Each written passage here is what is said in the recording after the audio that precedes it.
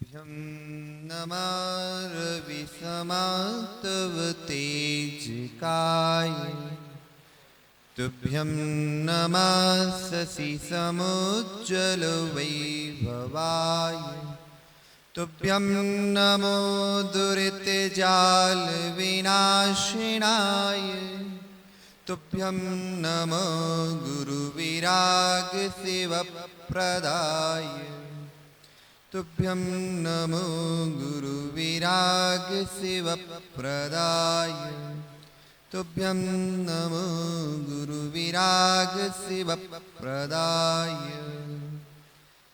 नमो अरिहन्ताणं नमो सिद्धाणं नमो आयरीयाणं नमो वज्रायाणं नमो लोये सौवसाऊडम।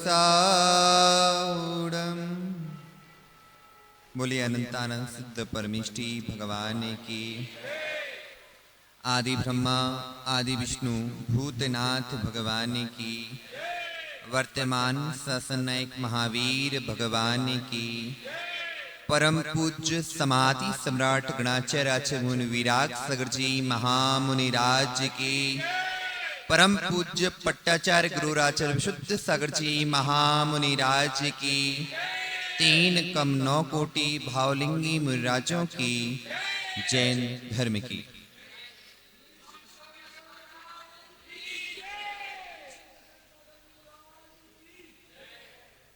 भव्य वैराग्यों, हम सभी अपने जीवन को उत्कृष्ट से परम उत्कृष्ट बनाने के लिए यहाँ पर एकत्रित हुए हैं।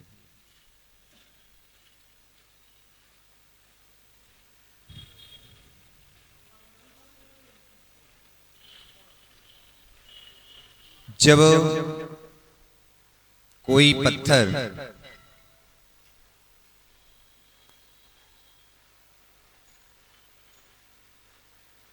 एक पर्वत के नीचे दबा होता है तब तक उसकी कोई कीमत नहीं रहती। उसकी कीमत किसी कुशल कारीगर के हाथ में आने के बाद होती है।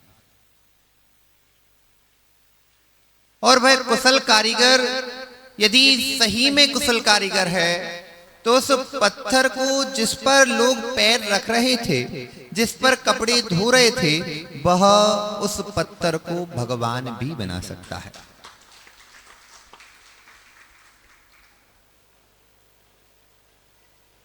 एक बार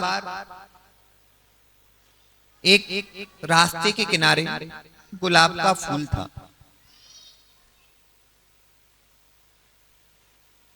गुलाब के फूल का बगीचा लगा हुआ था और वहीं पर एक पत्थर पड़ा हुआ था।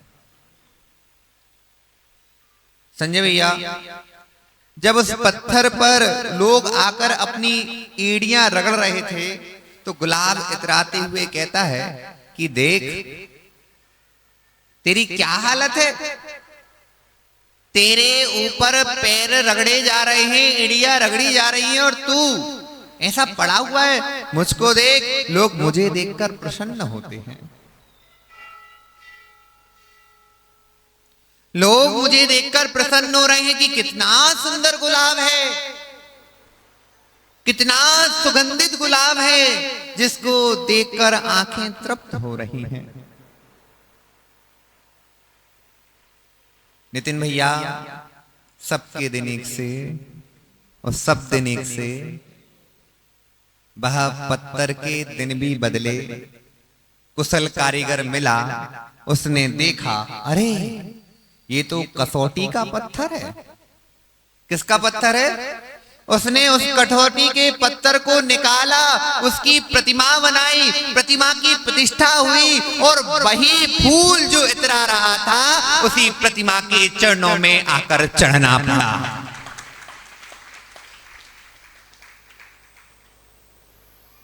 श्यामा का लाल, कपूर चंद का दुलारा।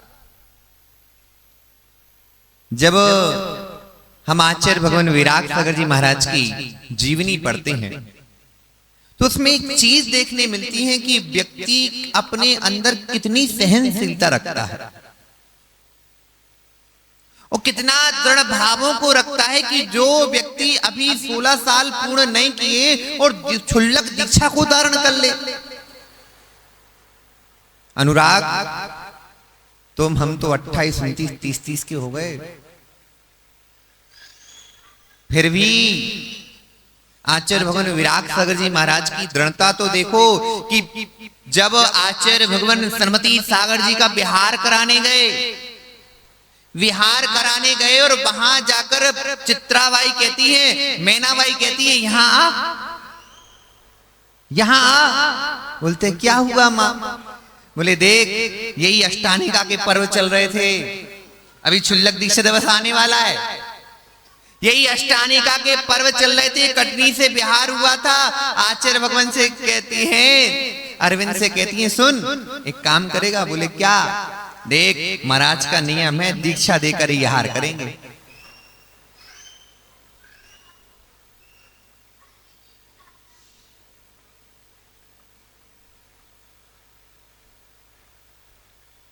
आचार्य भगवान सन्मति सागर जी का नियम है कि दीक्षा देकर ही आहार करेंगे, 8 दिन के उपवास हैं। इतनी दृढ़ता देखो गुरु के प्रति कि जिनके साथ 3 दिन ही रुके और 3 दिन में ही उन्हें अपना गुरु बनाने का ठान लिया। एक मैनाबाई की प्रेरणा से क्षुल्लक दीक्षा को धारण कर लिया। उनकी बैराग्य की कहानी नहीं मिलती कहीं कि उन्हें बैराग हुआ है। आपने सुनी कभी कि आचार्य भगवान विराग सागर जी को, पूर्ण सागर जी क्षुल्लक को बैराग्य की कहानी? आचार्य भगवान विशुद्ध सागर जी को मिल जाएगी कि अपनी पड़ोस की कोई लड़ रहे थे तो उनको देख के बैराग आया, लेकिन विराग सागर जी की बैराग की कहानी नहीं। ये वो बैरागी हैं जो पूर्व भाव में भी मुनि बनते हुए आए, बिना निमित्त के भी दीक्षा को ग्रहण कर लिया। सुखदा भैया, पत्थर तो पत्थर था, पत्थर तो पत्थर था, योग उपादान था, लेकिन योग निमित्त के अभाव में पत्थर प्रतिमा नहीं बन पाया। राजा भैया, जब योग निमित्त मिलता है, योग निमित्त मिल जाए तो उपादान अपने आप वैसा बन जाता है। बुंदेलखंडी एक कहावत है, खरबूजा को देख के क्या कहते? खरबूजे को देखकर खरबूजा रंग बदल देता है। आचार्य भगवान सन्मति सागर जी को देखकर ऐसा दिव्य प्रकाश, ऐसा दिव्य पुंज, जो स्वयं निमित्त ज्ञानी के शिष्य, मंत्रवादी, तंत्रवादी, मासोपासी, उनके हाथ से जिनको दीक्षा मिली हो, ऐसी पवित्र मन के साथ रहने वाले आचार्य। जब मुझे पहली बार मैंने दर्शन किए आचार्य विराग सागर जी के, हमने कभी दर्शन नहीं किए थे और हमारी धारणा में एक धारणा थी, अब वो बता दे रहे क्योंकि बुंदेलखंडी है, कि हम मात्र हमारे जब आचार्य भगवान विराग विशुद्ध सागर जी महाराज का गुरुवर का पंचकल्याणक हुआ बालावेट में, पंचकल्याणक हुआ। और उस पंचकल्याणक में क्या हुआ कि वहां पर एक बैनर टंगा हुआ था, उसमें लिखा था आचार्य विशुद्ध सागर जी। क्या लिखा था? आचार्य विशुद्ध सागर जी। और हमारी धारणा थी कि आचार्य मतलब एक ही। मैंने अपने पापा से पूछा कि आचार्य एक ही आचार्य होते, इतने सादे कैसे, ये आचार्य कैसे बन गए? मैंने कहा मैं नहीं मानता इनको आचार्य मतलब एक ही। धारणा क्योंकि पूर्व ग्रसित थी, बचपन से घुट्टी में वही पिलाई गई थी। लेकिन उस समय जब मैंने पहली बार देखा गुरुजी को, तब एक निश्चल मुस्कान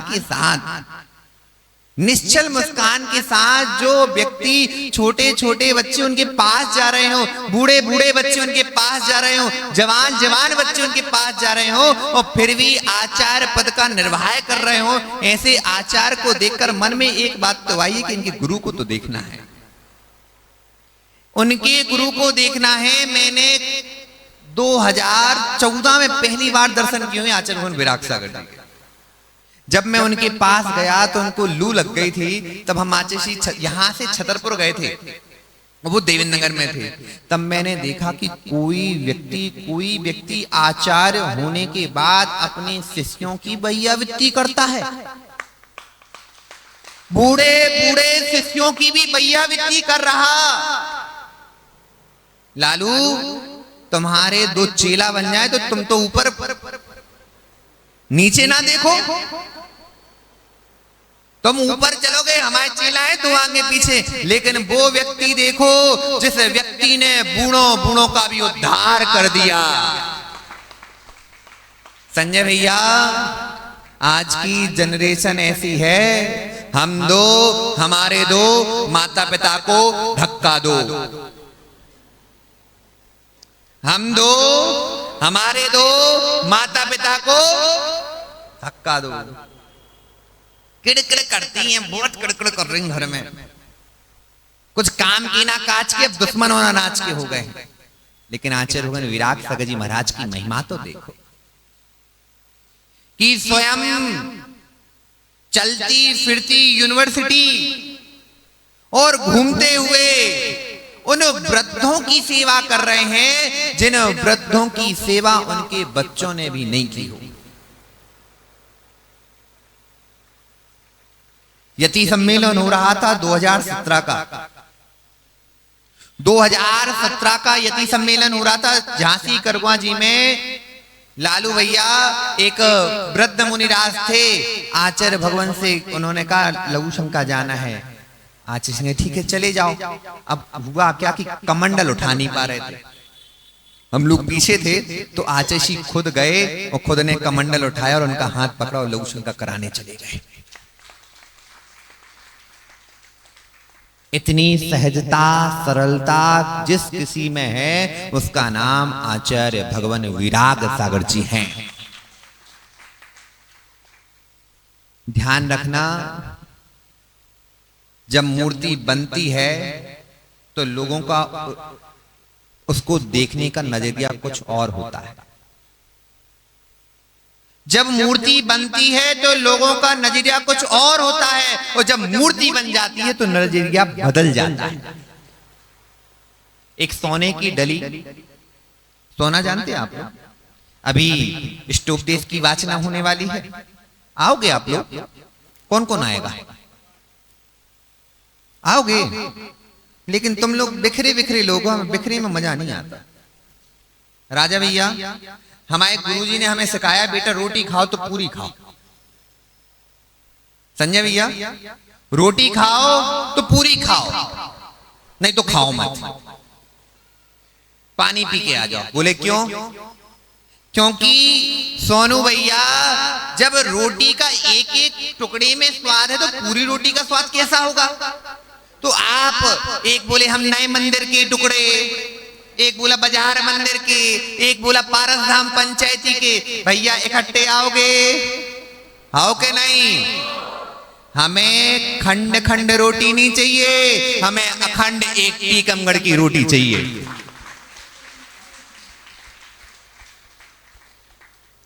कि जी नए मंदिर के, जी बाजार मंदिर के कोई नहीं, ना विशुद्ध सागर के, ना विराग सागर के, ना सुधा सागर के, ना विद्या सागर के, ना सौम्य सागर के, ना जैन सागर के, कोई के नहीं, अखंड महावीर के चाहिए।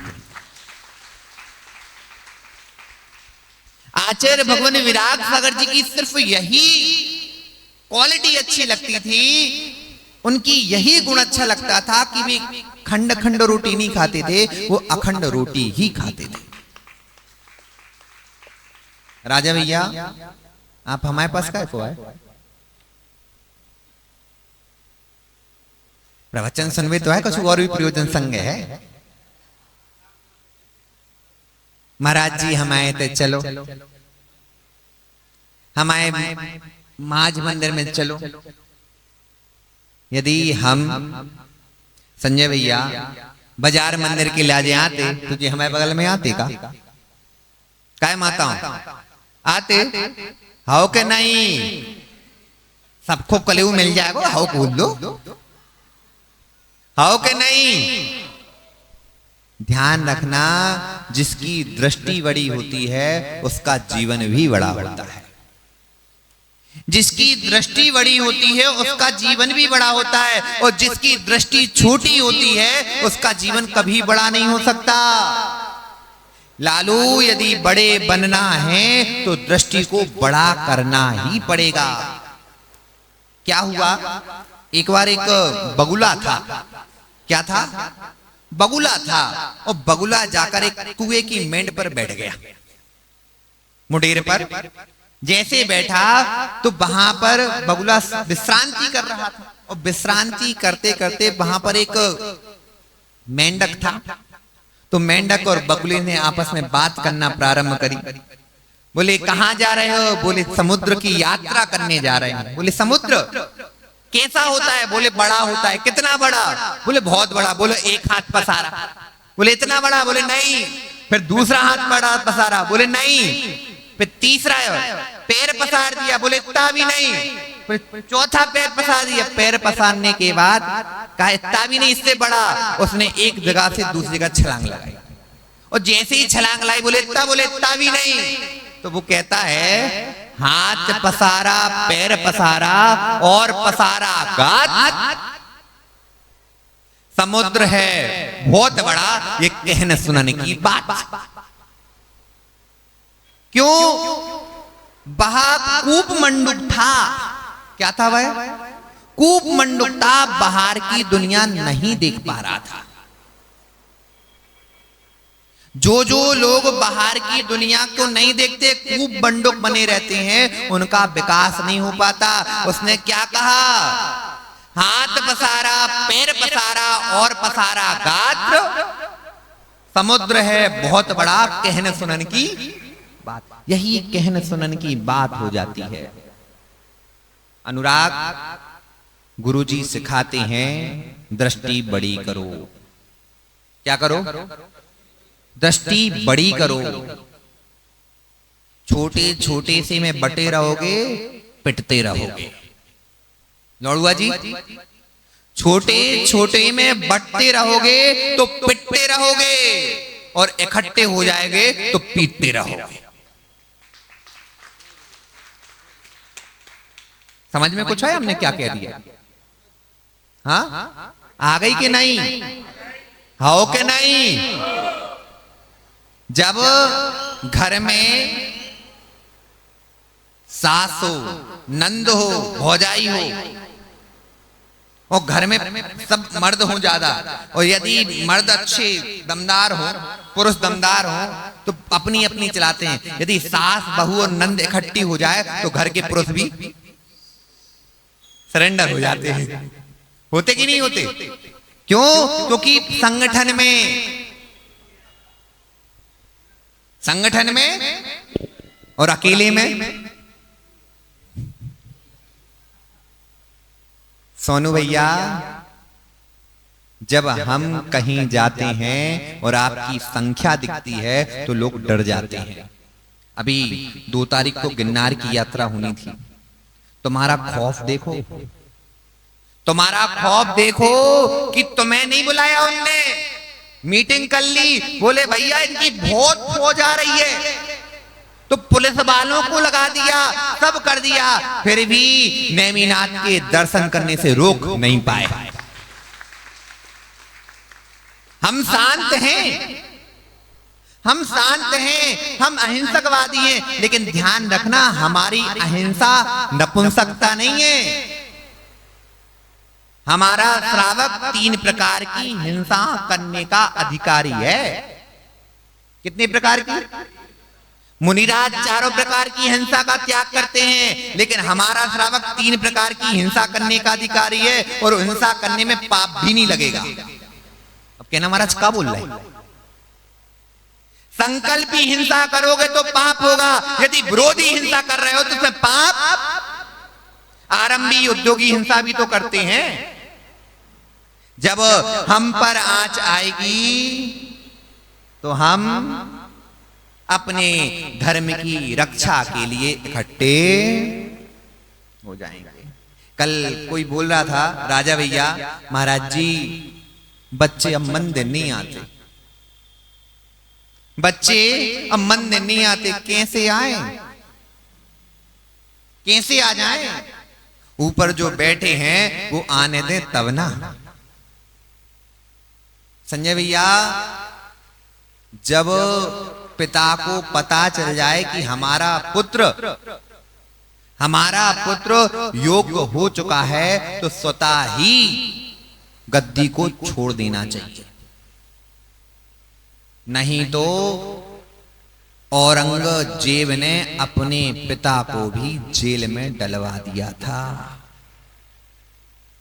जब पता चल जाए कि समाज की व्यवस्था आप अपने साथ में रखो, समझाओ, आगे बढ़ाओ, क्योंकि आपके जाने के बाद उन्हीं को संभालना है। लेकिन जो पिता सबसे अच्छा पिता वही कहलाता है जो अपने सामने ही अपने पुत्र को राजा बनाकर जाता है,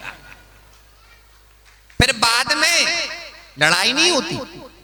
देखो आचार्य भगवान विराट सागर जी महाराज को महानता किस बात में, कईयों की समाधि हुई, कई आचार्यों ने समाधि को ग्रहण किया, लेकिन आचार्य भगवान विराट सागर जी महाराज ने ऐसा काम करके गए कि इतिहास में अभी तक ऐसा कोई ने काम ही नहीं किया।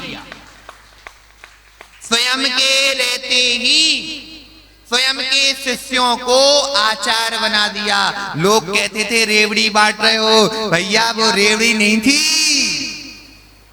वो रेवड़ी नहीं थी, वो तो रसमलाई थी खा खा के। संजय भैया स्वयं समक्ष अपने समक्ष ही 8 आचार्य बना दिए। प्रश्न उठते थे, एक आचार्य कितने आचार्य कैसे?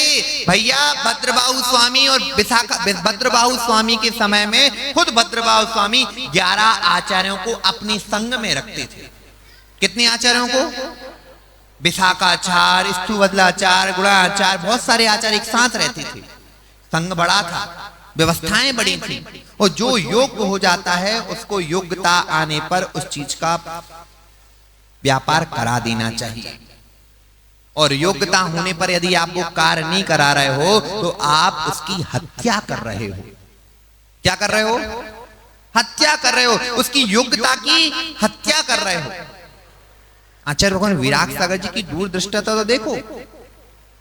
मैं एक आचार्य हूं, मैं एक अकेली आचार्य हूं, तो मैं दूसरों को आचार्य कैसे बना दूं? नहीं, योग्य हो तो बन जाओ। समाधि ऐसे नहीं होती, समाधि ऐसे नहीं होती। समाधि के लिए समबुद्धि करनी पड़ती है। सुनाई दे रहा? आओ के नहीं? क्या भूख लग रही? भूख तो नहीं लग रही? नहीं, बगल में तो चिटक रखी है।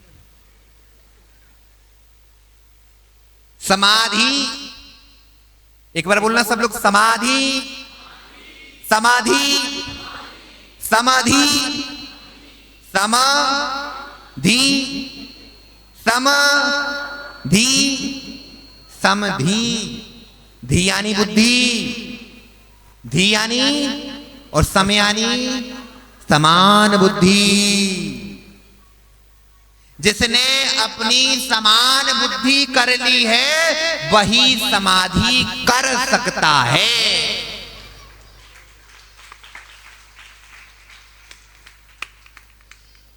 मुक्तार जी ने क्या लिखा? बैर पाप अभिमान छोड़, नित्य नई मंगल गावे। कितनी अच्छी आज ही के दिन आई। बैर पाप अभिमान छोड़, नित्य नई मंगल गावे। संजय भैया सबको पता है कि कोई विसंवाद तो क्यों पंचम काल के मुनिराज हैं, और चंद्रगुप्त मौर्य के सपने में झलका है तो विसंवाद तो हो ही जाते, होते कि नहीं?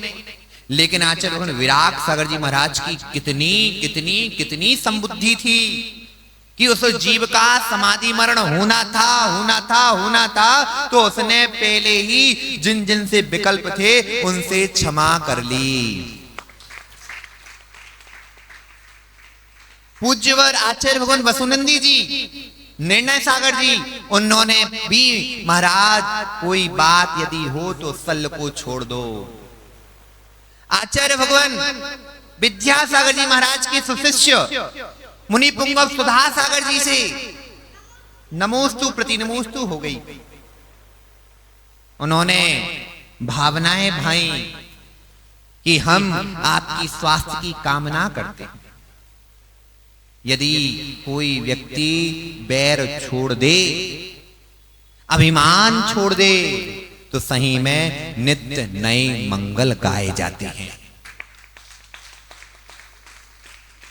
अभिमान था इतने बड़े गणाचार्य जिनके शिष्य स्वयं आचार्य हों, जिन्होंने 500 550 शिष्यों का निर्वाह करते हो, और वो व्यक्ति सभी प्रकार के अभिमान को छोड़कर, वैर को छोड़कर अपनी सम्यक समाधि करने के लिए सबसे विकल्पों को शून्य कर रहा हो, यही इससे बड़ा कोई उदाहरण हो ही नहीं सकता।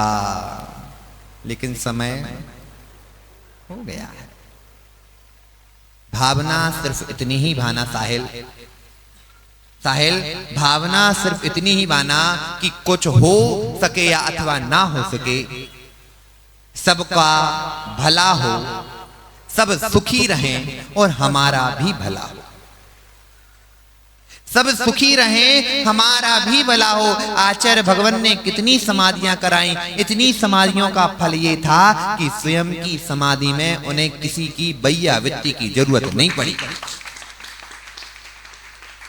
नहीं तो अंतिम समय आता है, अंतिम समय में विस्मृति हो जाती है, चेतनता चली जाती है। और आचार्य भगवान विराट सागर जी महाराज को देखो, अंतिम समय रात्रि के 1:30 बज रहे हैं, बार बार उठ रहे हैं, बैठ रहे हैं, उठ रहे हैं, बैठ रहे हैं, 15 मिनट लेटते फिर बैठ जाते, फिर काय उसका करने लगते। अंदर इतनी चेतनता है, समझ गए अब अंतिम समय आ चुका है। 2:15 पर सामायिक की दिग्वंदना कर ली, सब प्रकार की चीजों का त्याग कर दिया, और त्याग करने के बाद काय उसका करते करते करते करते हंस उड़ गया।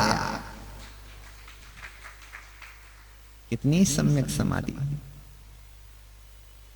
एक दिन पूर्व ही अनुमान कि अब हमारा समय निकट है, कल बोल पाऊं अथवा ना बोल पाऊं, कल कह पाऊं अथवा ना कह पाऊं, इसलिए मैं आज से ही अपने आचार्य पद की जितनी भी चीजें हैं वो गणाचार्य विराट सागर जी महाराज ने पट्टाचार्य विशुद्ध सागर जी को सौंप कर चले गए। किसी में दम है, ताकत है कि अपने समक्ष स्वयं ही उस चीज को छोड़कर जाए। लेकिन क्या करें, ये आदि सागर जी परंपरा एक ऐसी परंपरा है नितिन भैया कि इस परंपरा में जितने भी आचार्य हुए हैं उन्होंने अपने समक्षी सब चीजों का त्याग करके गए। आचार्य भगवान जब आदि सागर जी महाराज ने अपना पद आचार्य महावीर कीर्ति जी को सौंप दिया, महावीर कीर्ति जी ने अपने 5 पदों की स्थापना करके गए। गणधर, स्थिर, उपाध्याय, आचार्य और प्रवर्तक और गणनी, ये 6 पदों की स्थापना करके गए। उसके बाद आचार्य भगवान सनमती सागर जी को आचार्य पद दे के गए, आचार्य उपाध्याय पद दोनों दिए। आचार्य सनमती सागर जी ने स्वयं अपनी मृत्यु की घोषणा कर दी, कल मैं रहूं, ये रस्सियां हमारे काम में आएंगी। और फिर उनके आचार्य विमल सागर जी कह के गए कि 29 तारीख को जगह नहीं बचेगी। और आचार्य विराट सागर जी तो सबको ही जानता है, सभी जान रहे कि उन्होंने क्या किया। ऐसे आचार्य भगवान के, आचार्य भगवंतों के श्री चरणों में बार बार नमोस्तु करके ही भावना भाव, हे स्वामी जैसे आपने समाधि के मरण को प्राप्त किया है, वही मेरी समाधि मरण हो, दुखों का क्षय हो, कर्मों का क्षय हो, सद्बुद्धि की प्राप्ति हो, और हम भी जिन गुण संपत्ति को प्राप्त कर अपने जीवन को सफल बनाएं। आपका समय हो चुका और समय पर किया हुआ काम समय को दिलाता है। बोलो भगवान महावीर स्वामी की।